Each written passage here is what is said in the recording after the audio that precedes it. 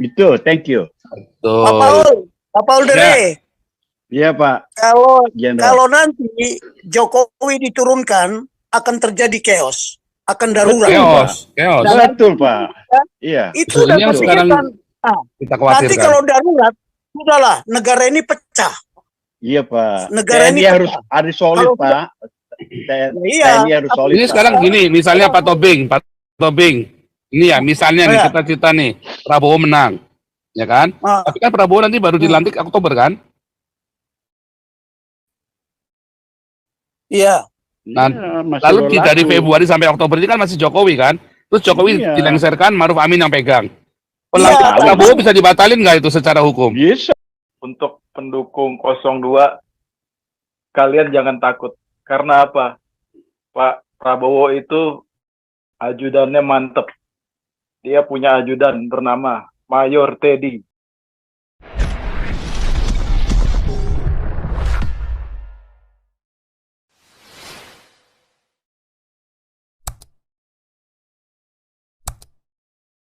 Ya.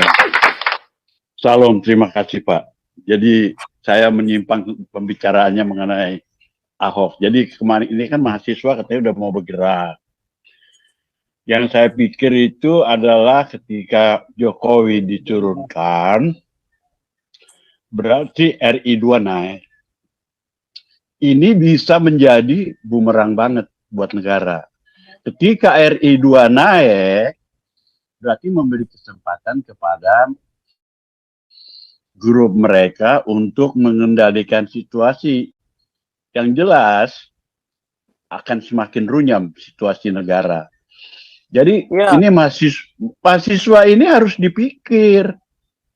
Karena mereka pinjam tangan, biasa dari dulu pinjam tangan ke mahasiswa. Yang harus dikhawatirkan sekarang. Iya, mendadak. Kalau dia masih ditembakin lagi, gegeran lagi, ngomongnya Jokowi turun. Iya, Jokowi turun. Negara bukan makin bagus. Karena RI2 kalau jadi, sudahlah, apa enggak. Indonesia saya khawatirnya kayak Rohingya nanti rakyatnya kasihan. Kemana-mana pergi ke luar negeri. Cuman bawa koper, apakah kita enak denger begini? Cobalah, itu orang-orang di DPR tuh semua coba dengerin. Kalau kalian sudah mengalami negara situasi chaos, nggak akan enak. Semua rakyat pada cari selamat masing-masing. Yang orang punya duit lebih enak, punya jet pribadi. Kalau yang rakyat kecil, paling nggak kayak orang-orang Arab nanti, kemana-mana. Itu aja sih, saya pikir jangan sampailah Jokowi diturunin. Biar dia selesai. Awesome. Itu, thank you. Pak Paul Dere. Iya Pak. Kalau nanti Jokowi diturunkan, akan terjadi chaos, akan darurat. Chaos. Betul Pak. Iya. Itu udah sekarang kita khawatirkan. Nanti kalau darurat, sudahlah negara ini pecah. Iya Pak. Negara ini harus solid Pak. TNI harus solid. Ini sekarang gini, misalnya Pak Tobing, ini ya misalnya nih kita nih Prabowo menang, ya kan? Tapi kan Prabowo nanti baru dilantik Oktober kan? Iya. Nah, lalu dari Februari sampai Oktober ini kan masih Jokowi kan? Terus Jokowi dilengserkan, Maruf Amin yang pegang. Prabowo bisa dibatalin nggak itu secara hukum? Bisa. Nanti dulu nih bisa betul nggak? Bisa, ya, emang bisa dibatalin? Begini, kalau enggak, kalau sebentar, kalau Prabowo sudah terpilih, ya kan, dia akan jadi presiden. Nah, Oktober. Di dalam, kalau dia jadi presiden, sementara Jokowi tidak boleh, hanya kebijakan yang program yang ada ini, jadi tidak boleh menimbulkan program baru apa segala macam. Iya, sebentar. Pertanyaannya begini loh Pak Tom. Nah, tunggu sebentar. Prabowo ketika dia sudah jadi presiden, makanya pas pampres sudah ada mengikuti dia. Itu protokol itu. Nah, gini. Kalau ini kan Prabowo kan baru dilantik Oktober. Lalu Jokowi bulan Maret dilengsarkan nih sama Maruf Amin jadi presiden ganti Jokowi. Lalu apa yang terjadi tuh? Enggak, bukan begitu. Sekarang kan begini. Ada perbedaan waktu lengsernya Pak Harto atau lengsernya Gus Dur. Karena waktu itu belum pemilihan tidak langsung. Ini pemilihan langsung. Rakyat bisa bicara. Nah, rakyat bisa bicara. Kalau ini memang diskenariokan. Maruf Amin pun jadi presiden bisa dilengsarkan juga. Kalau terbukti nanti skenario ini adalah skenario mereka. Nggak bisa, Pak Paul. Beda. Karena ini udah terbelah. Udah di tangan DPR, di tangan MPR. Enggak. Lalu Maruf Amin bilang pemilu curang. Bisa nggak tuh? Pemilu curang. Ya bisa aja. Itu dia maksudnya Pak Tobing. Ya, itu memang sengaja sekarang. Tapi kalau itu semuanya curang. Sekarang begini. Logika aja ya. Kita pakai atau intelijen. Kalau ada katanya APK salah satu paslon diturunkan. Ya, diturunkan. Belum tentu paslon nomor 2 yang menurunkan. Bisa saja paslonnya dia. Karena ini ada 3 paslon ini. Ya. Supaya paslon nomor 2 dijelek-jelekan. Aduh, bicara intelijen belum tentu. Kemarin di mana itu saya nggak tahu juga. Semua APK paslon 2 juga diturunkan. Nah, paslon 2 diturunkan. Ini siapa? Karena ini ada 3 loh paslon ini. Ada 3, jadi jangan kalau APK-nya si Ganjar diturunkan sudah pasti ya dipoto, dibuktikan. Ini zaman digital kok. Kampungan juga yang ngomong ini. Jadi jangan cari sensasi atau nah, iya hati-hati kita ngomong gitu. Nanti mulut kita ini bisa dibatok. Jadi memang kenapa tadi hari ini kita membahas Ahok? Karena itu adalah penggiringan opini loh. Yang Ahok ngomong itu, memang Ahok ini siapa? Nggak akan bisa dongkrak suaranya PDIP, nggak akan. Cuman statementnya Ahok yang bodoh itu merupakan suatu penggiringan opini. 1, Prabowo udah mau mati. 2, Gibran nggak bisa kerja, Jokowi nggak bisa kerja. Itu akan bisa menjadi chaos. Jadi loh, yang ngomong Ahok sendiri loh. Nah, itu bukan dipakai untuk mendongkrak suara PDIP, tetapi dipakai untuk memframing masyarakat pada umumnya untuk bikin chaos. Nah, itu yang masalah. Makanya hari ini kita membahas tentang itu. Anda berbeda boleh ya, saudara-saudara. Ya, cuman itu yang kita bangun sekarang ini. Ya. Itu loh. Ini Ellen, jadi lanjut Ellen. Besok ya. Kita gelorak. Besok kita Pak Tobing. Kita gelorakan besok bahwa Ahok itu ya, bukan siapa-siapa dia. Iya. Ahok bukan siapa-siapa, tidak akan bisa mengerti apa-apa. Tadi si Redmi udah bilang, Ahok itu bukan siapa-siapa. Iya, bukan siapa-siapa. Tetapi untuk membangun opini, Ahok seseorang loh. Bisa diperhitungkan, mengerikan sekali. Jadi kita jangan sampai mengajarkan kebodohan, mendidik masyarakat jadi bodoh. Jangan. Bu Ellen, terakhir ya, ini aduh ada Ben Alexander ya. Redmi tadi sudah dulu ya, nanti besok masuk lagi Redmi ya. Besok ada Pak Tobing lagi, masuk tapi jangan berantem. Ellen lalu terakhir. Ya, Ben Alexander karena udah jam 12 malam di sana. Ellen. Iya, salam Pastor. Redmi masuk lagi besok Redmi ya. Ditunggu Pak Tobing besok. Langsung Bu Ellen. Iya, Pastor. Ini kalau ngomongin yang merah, pada nyeruduk aja. Heran bener ya. Aduh. Ya, ini, karena sudah mendarah daging. Iya. Loh, saya pun dulu sangat membanggakan PDIP loh. Saya terkagum-kagum. Sampai saya ngerti dalam-dalamnya. Saya baru, waduh, ngeri juga nih. Saya dulu terkagum-kagum loh dengan PDIP, ya. Begini Pas Mi itu tanyakan, saya ngomong dari mana?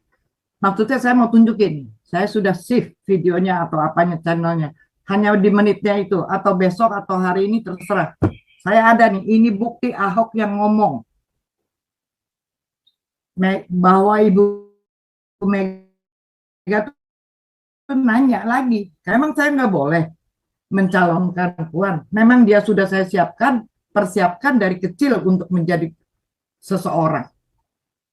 Jadi saya di sini ngomong nggak asal asbun ya. Sorry ya. Sorry Kalau ye, sorry ye. kalau misalnya merasa angkanya merosot gitu ya, tanya Ibu Ketum dong, kenapa Bu PDIP kok merosot nilainya, tidak menukik tajam ke atas, harus introspeksi diri. Tanya dengan blunder-blunder yang dikeluarkan oleh mulut Ibu Ketumnya sendiri, itu yang jadi bumerang. Betul, Dulu saya betul, pendukung betul. PDIP ya, Retmi ya, 2 kali ya, gitu. Tapi saya tahu belakangan gitu loh, bahwa beliau menjadi presiden itu karena sesuatu.